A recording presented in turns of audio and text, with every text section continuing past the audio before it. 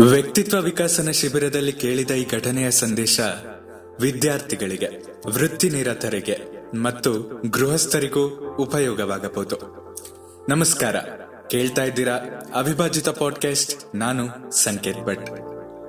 ಅಂದು SSLC ತರಗತಿಗಳ ಮೊದಲನೇ ದಿನ. ಉತ್ಸಾಹಿ ಶಿಕ್ಷಕರೊಬ್ಬರು ಎಲ್ಲರನ್ನೂ ಸ್ವಾಗತಿಸಿ ಒಂದು ಹೊಸ ಪ್ರಯೋಗದೊಂದಿಗೆ ತರಗತಿ ಪ್ರಾರಂಭಿಸೋಣ.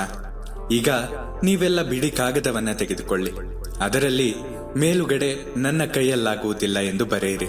ಅದರ ಕೆಳಗೆ ನಿಮ್ಮ ಕೈಯಲ್ಲಿ ಏನೇನೋ ಆಗುವುದಿಲ್ಲ ಎಂಬ ಭಾವನೆ ಇದೆಯೋ, ಉದಾಹರಣೆಗೆ ಬೆಳಗ್ಗೆ ಬೇಗ ಏಳಲು, ಒಂದೇ ಸಮನೆ ಬೆಳಗ್ಗೆ ಓದುವಂತೆ ಸ್ಫುಟವಾಗಿ ಬರೆಯಲು ನನ್ನ ಕೈಯಲ್ಲಾಗುವುದಿಲ್ಲ, ಉತ್ತಮ ಅಂಕಗಳನ್ನು ಪಡೆಯಲು ನನ್ನ ಕೈಯಲ್ಲಾಗುವುದಿಲ್ಲ ಮುಂತಾದವು. ಅವೆಲ್ಲವನ್ನು ಬರೆಯಿರಿ ಎಂದರು. ಅದರಂತೆ ಎಲ್ಲಾ ವಿದ್ಯಾರ್ಥಿಗಳು ಬರೆದ್ರು. ಶಿಕ್ಷಕರು ತಮ್ಮ ಪಟ್ಟಿಯನ್ನು ಬರೆದ್ರು. ಒಂದು ರಟ್ಟಿನ ಪಟ್ಟಿಗೆಯಲ್ಲಿ ಎಲ್ಲರ ಪಟ್ಟಿಯನ್ನು ಹಾಕಿಸಿ ಭದ್ರವಾಗಿ ಮುಚ್ಚಿಸಿದರು. ನಂತರ ವಿದ್ಯಾರ್ಥಿಗಳನ್ನೆಲ್ಲ ಸಾಲಾಗಿ ಶಾಲೆಯ ಆಟದ ಮೈದಾನದ ಒಂದು ಮೂಲೆಗೆ ಕರೆದುಕೊಂಡು ಹೋದ್ರು. ಅಲ್ಲಿ ಮೊದಲೇ ತೆಗೆದಿಟ್ಟ ಹಳ್ಳದಲ್ಲಿ ರಟ್ಟಿನ ಪಟ್ಟಿಗೆಯನ್ನ ಇಳಿಸಿದ್ರು. ವಿದ್ಯಾರ್ಥಿಗಳಿಗೆ ಹಳ್ಳಕ್ಕೆ ಮಣ್ಣು ತುಂಬುವಂತೆ ಹೇಳಿದ್ರು. ಕೆಲವು ನಿಮಿಷಗಳಲ್ಲಿ ಪೆಟ್ಟಿಗೆ ಮುಚ್ಚಿ ಹೋಯಿತು. ಶಿಕ್ಷಕರು ಗಂಭೀರವಾದ ದನಿಯಲ್ಲಿ, ಪ್ರೀತಿಯ ವಿದ್ಯಾರ್ಥಿಗಳೇ, ನಿಮ್ಮ ಪುರಾತನ ಶತ್ರು ನನ್ನ ಕೈಯಲ್ಲಾಗುವುದಿಲ್ಲ ಎಂದು ತೀರಿಕೊಂಡಿದ್ದಾನೆ. ಅವನನ್ನು ನೀವೆಲ್ಲರೂ ಮಣ್ಣಲ್ಲಿ ಹೂತು ಹಾಕಿದ್ದೀರಿ. ಇನ್ನು ಮುಂದೆ ಎಂದೆಂದೂ ಅವನು ನಿಮ್ಮನ್ನು ಕಾಡಬಾರದು. ಅವನ ಸಹೋದರರಾದ ನಾನು ಮಾಡಬಲ್ಲೆ. ಇದು ನನ್ನಿಂದ ಸಾಧ್ಯ. ನಾನು ಪ್ರಯತ್ನಿಸುತ್ತೇನೆ. ನಾನು ಯಶಸ್ಸಿಗಾಗಿ ಶ್ರಮಿಸುತ್ತೇನೆ ಮುಂತಾದವರನ್ನ ಬಿಟ್ಟು ಹೋಗಿದ್ದಾನೆ. ನೀವು ಯಾವಾಗ ಬೇಕಾದರೂ ಅವರನ್ನ ಕರೆಯಬಹುದು. ನೀವು ಜೀವನದಲ್ಲಿ ಮುಂದೆ ಬರಲು ಅವರು ಸಹಾಯ ಮಾಡುತ್ತಾರೆ. ಈಗ ನಾವೆಲ್ಲರೂ ನನ್ನ ಕೈಯಲ್ಲಾಗುವುದಿಲ್ಲ ಅವರ ಆತ್ಮಕ್ಕೆ 1 ನಿಮಿಷ ಮೌನ ಆಚರಿಸಿ ಶಾಂತಿ ಕೋರೋಣ.